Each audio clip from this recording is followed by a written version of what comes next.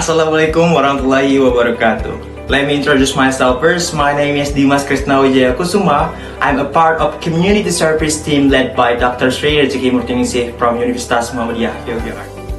Today, I'm happy to present the result of our community engagement activity titled WordWall as digital learning tool and effort to improve students' grammar mastery. This program was intended based on the real challenges faced by students at Universitas Muhammadiyah Yogyakarta. Many of them struggle to understand English grammar, especially topics like part of speech and simple present tense. They often feel grammar is confusing and boring. And as a team, we wanted to find a solution that was not only effective, but also fun, reusable, and sustainable.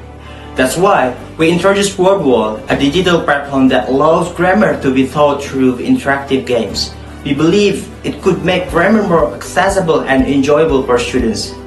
There were three main questions we aimed to answer. First, what were the students' grammar score before the use of WordWall? Second, how did their scores change after using it? And third, was there a significant difference between students who used WordWall and those who didn't? That question guided our entire program from planning to evaluation. We based this activity on existing studies showing that gamified learning helps students become more engaged and motivated. Research has also shown that platforms like WordWall can improve learning outcomes in grammar, vocabulary, and even pronunciation. So this wasn't just a creative idea, it was grounded in educational evidence and inspired by real classroom needs. In January and February 2025, we implemented this program with grade 7 students. They were divided into two groups. One group received grammar instruction using WordWall, while the other group learned through traditional methods. We prepared pre-tests and post-tests to measure students' progress. The interpretation ran for 8 class sessions, with each meeting focusing on grammar learning using different types of WordWall games. To collect the data, we used a pre-test and post-test design. Each test consisted of 25 multiple-choice questions focused on part of speech and simple present tense. Both groups took the same test before and after the interpretation. We then compared the result to measure how much progress was made in each group and whether the use of WordWall made significant difference. The results were very encouraging.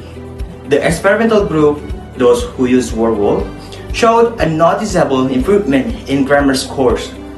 Their average score increased from 29.2 all the way for 47.2. Meanwhile, the control group only improved slightly. Statistically, tests confirmed that the improvement in the WordWall group was significant. More than just numbers, we also noticed the students became more confident, motivated, and involved in their learning process. In conclusion, our community service program succeeded in achieving its goals. WordWall proved to be an effective and sustainable tool for teaching grammar. The students enjoyed the lesson, their performance improved, and the teachers gained new ideas and digital resources for future use. This experience reminds us that small innovations, when done with purpose, can make a big difference in education, especially when they are made to last. We would like to thank Universitas Muhammadiyah Yogyakarta, especially the Institute for Research and Community Service, for supporting this activity. Special thanks also go to the teachers and students of Universitas Muhammadiyah Yogyakarta for their enthusiasm and openness. Thank you for attention. I hope this inspires more collaborative efforts in educational improvement.